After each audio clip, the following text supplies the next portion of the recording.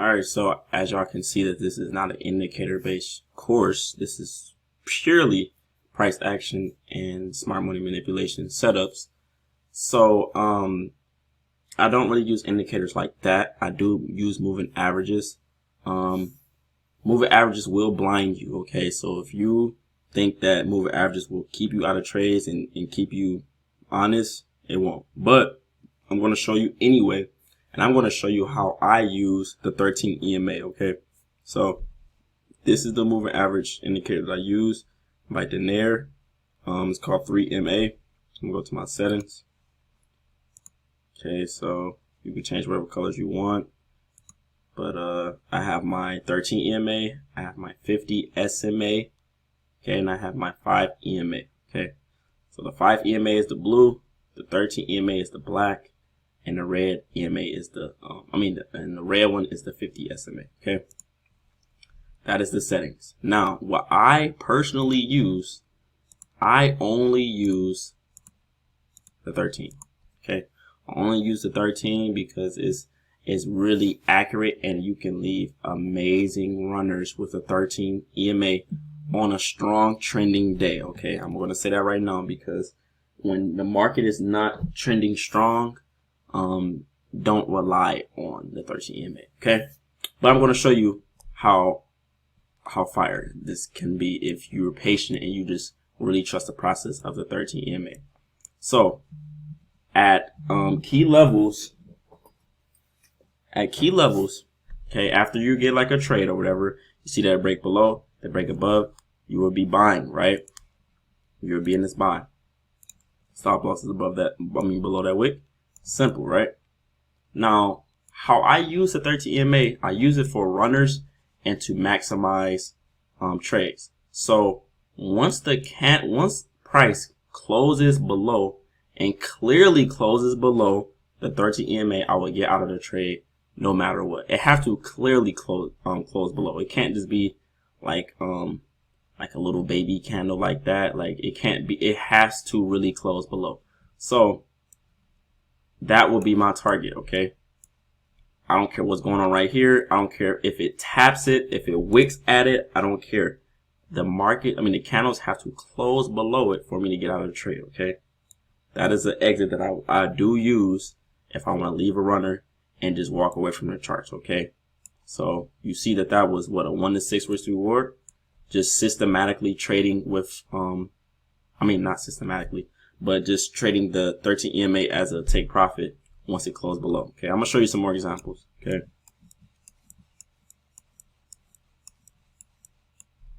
All right, so we have a demand entry right here. It comes back down, we'll be entering, and we get an exhaustion bar at demand. Why did it just show that fib? What am I doing? Okay.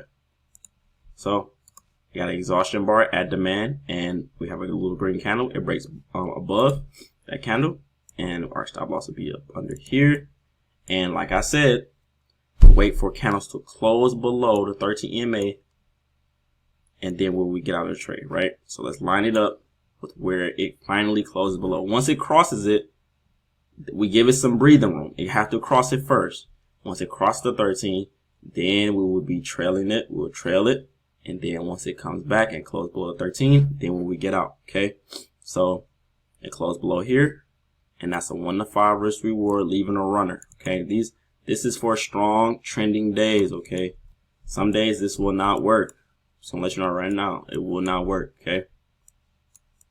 So here we go. We got a sell. Mind you, we still taking our trades at key levels, always, no matter what. So we get a resistance entry. It's kind of a supply entry, but I'm just going to say resistance. So it gets there. We get a wipeout bar, okay, and we'll be entering a sell as it breaks below this green candle, and our stop loss will be above that red wick, and we will hold this trade until the market, till the candle finally closes past the 13, and this is where it closes past the 13, right there. We'll be getting out right there. As soon as it closes, we're done. And this was a 1 to 7 risk reward, and this is a beautiful runner, you know, only on strong trending days. Okay, strong trending days. Okay, so we have a demand. It breaks out really fast, giving out buying power. And we get a red candle and a green candle right there. We will be entering above that green candle. Stop loss is underneath that red candle. And we let it run. Now, in this situation, you see how it's holding at the 13 EMA. It didn't really close below it. It's holding at it. So you will be very cautious up in this area. But in this area, you are already up 1 to 2 anyway. So it's up to you if you want to get out of the trade up in this area. But I need to really see it close below it. So I'm going to try to hold that all the way up here. Okay. Now, this is a real close below the 13 EMA. So once we line it up with that candle, we get a 1 to 7 risk to reward holding that. Okay, so that's how I like to use the 13 EMA. Okay, now we get a support entry. We get a support entry, and it comes to support. We enter right there, and honestly, you probably got stopped out. If you would have took this trade right here, you probably would have got stopped out. It broke above this red candle and then it tagged you. And this is the situation I'll be telling you that if it stopped you out, don't be afraid to get back in. So you enter that buy, you got stopped out, don't be afraid. Hop right back in and get your profits. Get your profits, man. Don't be scared. So where's the 13 EMA? We break the 13 EMA. We're holding. Now up in this area, it's holding. It never really breaks it, okay? Never really breaks it. Now this candle breaks below it. That one held it.